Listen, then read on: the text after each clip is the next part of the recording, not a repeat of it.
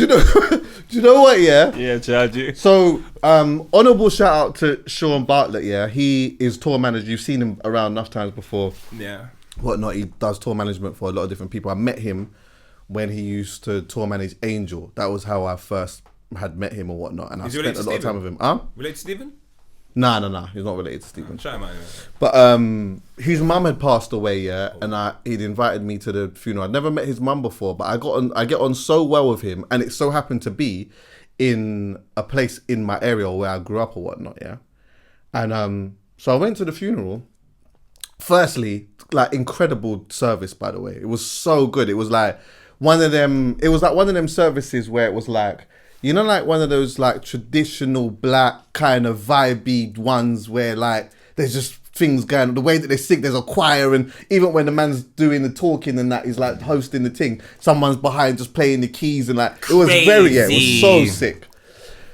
But the reason why I bring it up here is because it was in a place that was very sentimental to me. Aye. Because it was in a hall where I went to my first ever under 18s. It's in a community hall. My first ever, yeah. And that place changed the course of my life in around that time. So imagine like, I was in a crew at the time called Fatal Attraction, yeah.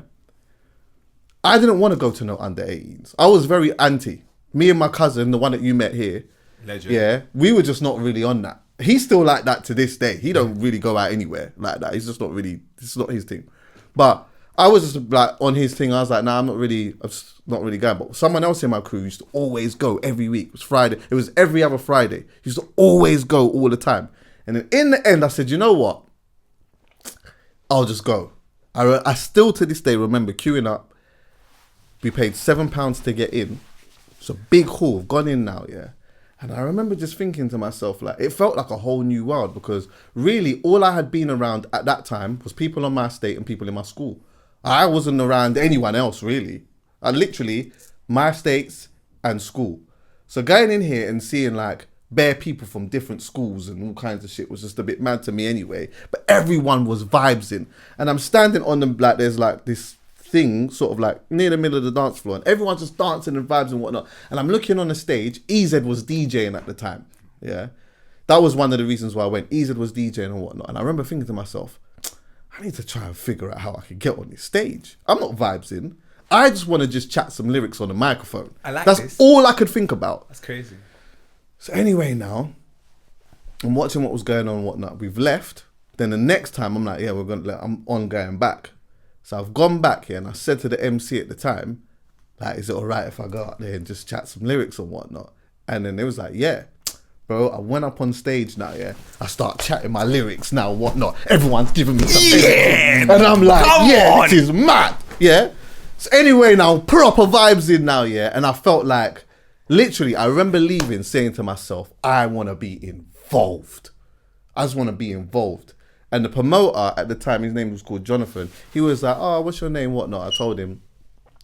And then he was like, yeah, come back. So I was going back there every other week and just chatting my lyrics and whatnot. Little did I know at the time that I was building a little reputation in my area. I didn't really know this. I'm just going there and just chatting my lyrics and then just leaving. What's your lyric though? Just give me a 4-bar. That was shit. I'm not even doing that. But it was a garage, you know, like a typical kind of garagey type of lyric. I don't know 1, 2, 3. Yeah, Come on, you're doing your thing. Yeah, come on. You have the melody, yeah, that kind of vibe. So anyway, now going back there, and then there was another under 18s that started up, which was like so this one was every other week. Then the other one was in between that time. So it was like there was an under 18 happening every week, and they asked me to come there and do my thing or whatnot. But once we got to a certain age, this thing had stopped, yeah. And I'd always gone past that same building, but I'd not been in there since I was a youth. Since it all stopped. Do you get what I'm saying? And from that, I was doing and I met bare people. I met so many DJs, MCs. This was a time as well where I mentioned, yeah, I don't know if you ever remember, So Solid used to come there. And then like there was a few times where like me and Mega Man used to be outside just chatting, and like Mega Man would be asking me like, what are you doing? Like, what's going on with you? And I was in my own crew at the time. So I wasn't like that I couldn't really entertain the So Solid thing. Not that he was like... Oh, so you're saying you were going to sign So Solid, Chucky? Yes! yes! Yeah? We was lightly having that conversation. But he was just there. But do you know what though? You got to think, yeah? You see, as a youth, do you know how much of a G that makes me look where Mega Man's outside in the green TT? Yeah? Because that's what their thing was, isn't it? Yeah? Outside of the, with the flipping afro comb with the thing and whatnot. And we're just outside reasoning and whatever else. Like, to me, that like, to everyone else, that just looked like the coldest thing. Oh, that was crazy. My only regret at the time is that I didn't bring my crew in more, though. Because even though I was like going there and doing what I was doing, the promoter wasn't really loving the whole crew thing like that. Every once in a while, man could come up there and chat lyrics and whatnot, but he just didn't really like that. And I think every time I think back at that stage, I always think I should have done more to bring in the man them. I should have just stood on it and been like, well, boy, you know what? Maybe I can't even. I don't know. Like, I should have just done more. Yeah, and I'm very regretful about that, to be honest with you. But that's a conversation. You live for and you another learn, day. man. You live and you learn. Yeah. But though, so much memories of being there and like so many connections that I made around that time, but also how it inspired me to wanna. I knew my life wasn't gonna involve me being an MC really, because I only really did that because the people on my state did it and like, people in my crew did it and whatnot. I just ended up becoming kind of popular because of being in that space. But I always wanted to play music and DJ and that. But being in there made me realize I really want to be involved in stuff. Do you know what I mean? So when I went in there to the thing, it was a beautiful service. But I remember looking around thinking, wow, like this was where for me it actually started. Do you get what I'm saying? Yeah, we was in the bedroom doing tapes and chatting shit and doing all of that, yeah. But going on that same stage and chatting the lyric, and I still remember just the reception that I got from chatting the lyric, it just did so much for my confidence, bro. It does. You get what I'm saying? The reception, it was almost like YouTube in our real life. You get comments straight away. Yes. So you're like, oh, yeah, this bar's kind of crazy. Yeah, man. So yeah, it was special. It was an unfortunate day, but it was special. But also, I say it was unfortunate, but at the same time, it was like the way the service was set out. It wasn't.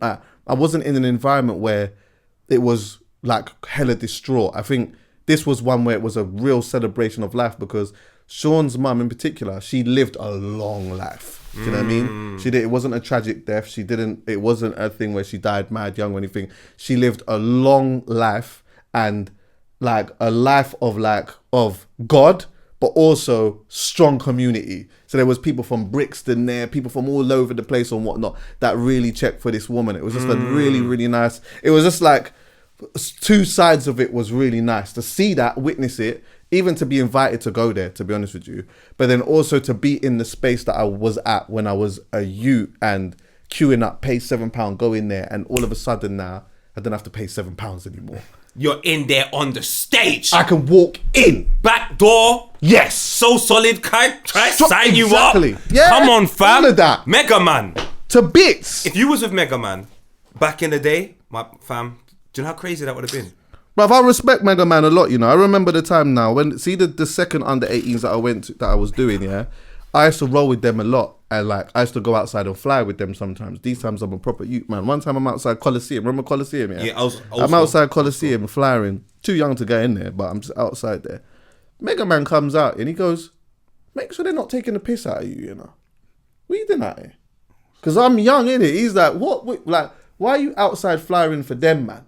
Like, is everything all right? I'm like, I wanted to be outside. Yeah. That was cool for me. Do you know what I mean? But he was just making sure that these men weren't trying to take that. Do you get what I'm saying? You know, that's so crazy. You see, when you have that type of power and status, once you've done that, that's all you need to do. Yeah. Once man them go, oh what? He's checking for, all right, let's take care of him. Yes. Let's take care of him. That's crazy. Yeah, man. For selfish reasons and for safety reasons. Yeah, exactly. They want to get in with Mega Man. They don't want to get hurt by Mega Man. Exactly. It makes sense. It feels right.